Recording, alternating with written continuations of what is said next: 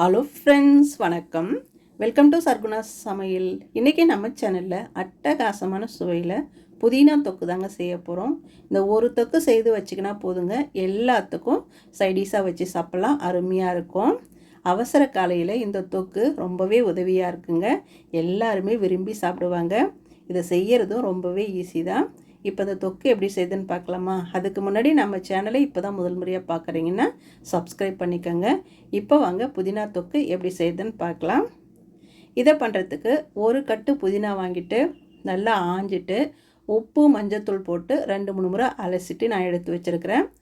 தொக்கு செய்கிறதுக்கு 15 நிமிஷத்துக்கு முன்னாடியே அலசிட்டு இந்த மாதிரி எடுத்து வச்சுருங்க. இதில் இருக்கிற தண்ணி எல்லாம் சுத்தமாக வடியட்டும். அடுத்ததாக அடுப்பை பற்ற வச்சுட்டு ஒரு கடாய் வச்சுக்கோங்க. அதில் 3 டேபிள் ஸ்பூன் எண்ணெய் ஊற்றிக்கலாம். எண்ணெய் சூடானதும் நான் 3 காஷ்மீரி மிளகாய் சேர்த்துக்கிறேங்க. இது காரம் ரொம்ப குறைவாக இருக்கும், ஆனால் கலர்ஃபுல்லாக இருக்கும். கூடவே 4 வரமிளகாய் சேர்த்துக்கிறேன். இந்த மிளகாயை எண்ணெயில் வறுத்துட்டு தொக்கு செய்யும்போது டேஸ்ட் ரொம்ப நல்லாயிருக்கும். உங்கள் காரத்துக்கு தகுந்த மாதிரி மிளகாயை கூட குறைச்சி பார்த்து சேர்த்துக்கோங்க. இப்போ மிளகாய் நல்லா வறுப்பட்டதும் ஒரு தட்டில் எடுத்து வச்சுக்கோங்க. அதே எண்ணெயில் 1 டேபிள் ஸ்பூன் கடலைப்பருப்பு சேர்த்துக்கலாம். 1 டேபிள் ஸ்பூன் உளுந்தம்பருப்பு சேர்த்துக்கலாங்க. அடுப்பை மீடியம் ஃப்ளேமில் வச்சுட்டு இந்த கடலைப்பருப்பு உளுந்தம்பருப்பு லைட்டாக செவந்து வர வரையும் வறுத்துக்கலாம். அடுத்ததாக இது கூடவே 1 டேபிள் ஸ்பூன் மல்லி விதை சேர்த்துக்கலாம், அதாவது வரமல்லி சேர்த்துக்கலாங்க. இந்த கடலைப்பருப்பு உளுந்தப்பருப்பு வரமல்லி எல்லாம் பாதி வறுபட்டு வர வரையும் வறுத்துக்கங்க. மீதி மற்ற பொருட்களெல்லாம் சேர்த்து வதக்கும் போது வறுபட்டுக்கும். இப்போ நல்லா வறுபட்ட பிறகு ஒரு துண்டு இஞ்சியை பொடிதாக நறுக்கி சேர்த்துக்கங்க. ஒரு 7-8 பல் பூண்டு சேர்த்துக்கலாம், தோலெல்லாம் உரிச்சிட்டு சேர்த்துக்கலாம். 2 பச்சை மிளகாய் சேர்த்துக்கலாங்க. சேர்த்துட்டு இந்த பூண்டு பச்சை மிளகாய் இஞ்சி இந்த எண்ணெயில் கொஞ்ச நேரம் வதங்கும் போது வாசனை ரொம்ப நல்லாயிருக்கும். வதங்கின பிறகு 2 பெரிய வெங்காயத்தை கட் பண்ணிவிட்டு சேர்த்துக்கலாம்.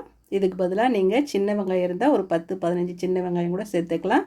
சுவை ரொம்பவே நல்லாயிருக்கும். இந்த வெங்காயம் வதங்குறதுக்கு கொஞ்சமாக உப்பு சேர்த்துக்கலாம். உப்பு சேர்த்து வதக்கும் போது வெங்காயம் சீக்கிரமாகவே நல்லா வதங்கி வந்துடும். பாருங்கள், வெங்காயம் இந்த அளவுக்கு வதங்கினதும் 2 தக்காளி கட் பண்ணி வச்சுருக்கிறேன், அதையும் உள்ளே சேர்த்துக்கலாம். சேர்த்துட்டு இந்த வெங்காயம் தக்காளி நல்லா வதங்கி சுருளாக வதங்கி வரட்டும், அது வரையும் வதக்கிக்கலாம். பாருங்கள், இந்த அளவுக்கு வதங்கி வர வரையும் வதக்கிக்கோங்க. இது கூடவே ஒரு எலுமிச்சை சைஸு புளி சேர்த்துக்கலாங்க. சேர்த்துட்டு கொஞ்ச நேரம் வதக்கிக்கோங்க. நல்லா இந்த மாதிரி வதங்கினதும் நாம் அலசி வச்ச புதினாவை சேர்த்துக்கலாம். ஒரு 4 கைப்பிடி அளவுக்கு புதினா வந்தது. நல்ல பெரிய கட்டாகவே இருந்ததுங்க. தொக்கு செய்கிறதுக்கு 15 நிமிஷத்துக்கு முன்னாடியே அந்த புதினாவை நல்லா அலசிட்டு வச்சிடுங்க. தண்ணியெல்லாம் சுத்தமாக இல்லாமல் நல்லா வடிஞ்சிடும். அப்போ இந்த மாதிரி போட்டு வதக்கும்போது சட்டுன்னு வதங்கி வந்துடும். தண்ணியோடு இருந்ததுன்னா சொதன்னு ஆகிடும். இப்போ பாருங்கள், நல்லா வதங்கிடுச்சு. புதினா போட்டு ரொம்ப நேரம் வதக்க தேவையில்லை, கொஞ்ச நேரம் வதக்கினாவே போதும். இப்போ இது கூட ஒரு 1/4 டீஸ்பூன் பெருங்காயத்தூள் சேர்த்துட்டு அடுப்பு அணைச்சிடுங்க. ஒரு முறை அப்படியே கலந்து விட்டுருங்க. இதை ஆறட்டும். ஆறுனதும் மிக்ஸி ஜாரில் சேர்த்துக்கலாம். நல்ல வாசனையாக இருக்கும், டேஸ்ட்டாகவும் இருக்கும். இந்த மாதிரி செய்யும்போது மிக்ஸி ஜாரில் சேர்த்துட்டு நாம் வறுத்து வச்ச மிளகாயும் சேர்த்துக்கோங்க. கூடவே தேவையான அளவு உப்பு சேர்த்துட்டு கொஞ்சமாக தண்ணி ஊற்றிட்டு நல்லா நைஸாக அரைச்சிட்டு வந்துடலாம். நான் கொஞ்சம் கொரப்பாக தான் அரைச்சி எடுத்துகிட்டு வந்திருக்கிறேன். அது மாதிரி செய்யும்போது டேஸ்ட் ரொம்ப நல்லாயிருக்கும், சாப்பிட்றதுக்கும் நல்லாயிருக்கும்.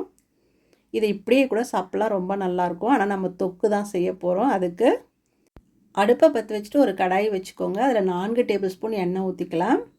எண்ணெய் சூடானதும் 1 டீஸ்பூன் கடுகு சேர்த்துக்கோங்க. 1 டீஸ்பூன் சீரகம் சேர்த்துக்கலாம். கூடவே 1 டீஸ்பூன் உளுந்தம்பருப்பு சேர்த்துட்டு 2 காய்ந்த மிளகாயை கிள்ளி போட்டுக்கலாம். 1 கொத்து கருவேப்பிலையும் சேர்த்துட்டு இது எல்லாம் நல்லா பொரியட்டும். பொரிஞ்ச பிறகு அடுப்பை சிம்மில் வச்சுக்கோங்க. சிம்மில் வச்சுட்டு நம்ம அரைச்சி வச்சோம் இல்லைங்களா, அந்த புதினா விழுதை சேர்த்துக்கலாம். எல்லாத்தையும் சேர்த்துட்டு அதுக்கப்புறம் அடுப்பை மீடியம் ஃப்ளேமில் வச்சுக்கலாங்க. இப்போ சேர்த்தாச்சு. இப்போ அடுப்பை மீடியம் ஃப்ளேமில் வச்சுட்டு நல்லா இந்த மாதிரி கலந்து விட்டுக்கலாம். நாம் ஊற்றின எண்ணெய் எல்லாம் நல்லா உறிஞ்சிடுச்சு. மறுபடியும் தொக்கு பதத்துக்கு ஊற்றின எண்ணெய் கொஞ்சம் கசிந்து வர்ற மாதிரி ஆகணும். அது வரையும் நம்ம வதக்கி விட்டுக்கலாம். பாருங்கள், கலர் மாறிட்டு தொக்கு மாதிரி வந்துருச்சு. எண்ணெயும் பிரிஞ்சு வந்துருச்சு. அவ்வளோதாங்க, அட்டகாசமான சுவையில் புதினா தொக்கு சூப்பராக தயாராகிடுச்சு பாருங்கள். ஒரு 2-3 நாளைக்கு வெளியே வச்சு சாப்பிட்லாம். 1 மாதத்துக்கு ஃப்ரிட்ஜில் ஸ்டோர் பண்ணி வச்சு சாப்பிட்லாம். கெட்டே போகாது, ரொம்பவே நல்லாயிருக்கும். சுட சுட சாதத்தில் ஒரு கரண்டி புதினா தொக்கு வச்சுட்டு கொடுத்து பாருங்கள். நீங்கள் கொடுக்க கொடுக்க சாப்பிட்டுக்கிட்டே இருப்பாங்க. அந்த அளவுக்கு சுவையாகவும் மணமாகவும் இருக்கும். எல்லாருமே விரும்பி சாப்பிடுவாங்க. இதே மாதிரி நீங்களும் செய்து பாருங்கள். செய்து பார்த்துட்டு எப்படி வந்ததுன்னு கமெண்ட்டில் சொல்லுங்கள். இந்த வீடியோ பிடிச்சதுன்னா சர்குணா சமையலுக்கு சப்ஸ்கிரைப் பண்ணுங்கள், லைக் பண்ணுங்கள், கமெண்ட் பண்ணுங்கள்.